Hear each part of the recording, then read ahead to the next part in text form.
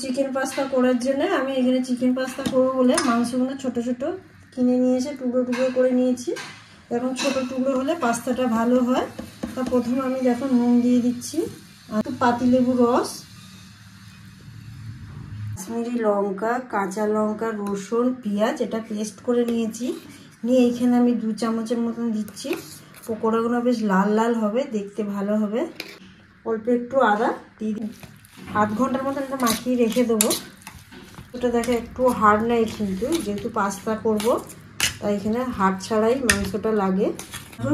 এখানে red chicken pasta বানাতে গেলে প্রথম টমেটোটাকে আমার সিদ্ধ করতে হবে, তাই একটু পিছন বাটা কেটে নিয়ে এটাকে সিদ্ধ করে নেবো পাস্তার সাথে। ওটা বসিয়ে দিয়েছিলাম, জলটা ফুটছে, টমেটোগুলো দিয়ে দিলাম। এখানে পাস্তা দিচ্ছি, দেখো এটাকে নেড়ে দেবো। ওটা সিদ্ধ হয়ে গেছে, তুলে নিচ্ছি। পাস্তাটাও সিদ্ধ হয়ে গেছে। পাস্তাটা দেখো সিদ্ধ হয়ে গেছে এসছে, কিন্তু লাগাবার সময় একটুখানি সাদা তেল দিয়ে দিয়েছি যাতে কারোর গায়ের সাথে গায়ে না লেগে যায়। দিয়ে আমি একটা পাত্রের মধ্যে নিয়ে নিলাম।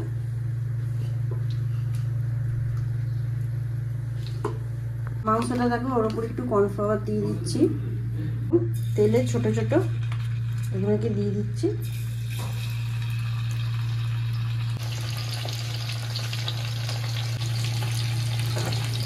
খোসা ছাড়িয়ে নিয়েছি, কত সুন্দর খোসাটা ছেড়ে গেছে।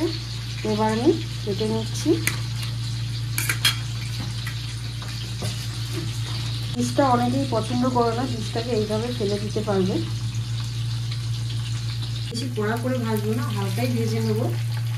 এটা একটু বেশি কড়া ভাজা হয়ে গেছে। মাংসটা হয়ে গেছে, দেখো আমি গাবিয়ে নিচ্ছি।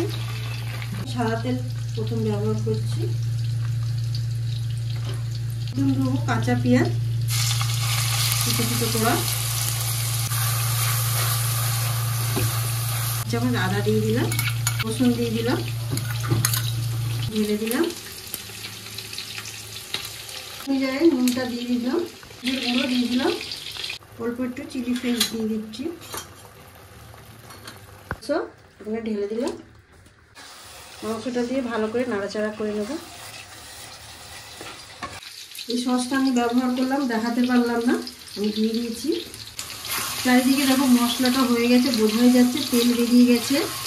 এবার আমি ওই পাস্তাটা দিয়ে দেব। জলটা আমি রেখে দিয়েছিলাম 1 বাটি, ওটা একটু দিয়ে দিলাম।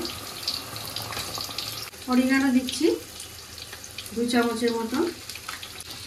পাস্তাটা কত ঝরঝরের হয়ে রয়েছে। নাড়বো, হয়ে গেছে। তো আমি একটু অল্প ধনেপাতা ছড়িয়ে দিলাম,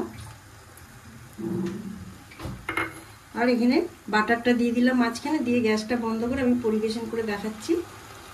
তা কি সহজে দেখো পাস্তাটা বাড়িতে বানানো হয়ে গেল। তো আমি এখন তুলে নিচ্ছি। এইভাবে পাস্তা বানিয়ে দেখো, বাড়িতে লোকজন আসলে এইভাবে বানিয়ে খাওয়াবে। বাচ্চাদেরও খাওয়াতে খুব ভালো লাগে, করলে বাচ্চারাও খুশি হবে। আর দেখে যদি ভালো লাগে অবশ্যই চ্যানেলটাকে সাবস্ক্রাইব করবে, লাইক করতে ভুলবেন না, কমেন্ট করবে। দেখো কত ভালো হয়েছে জিনিসটা।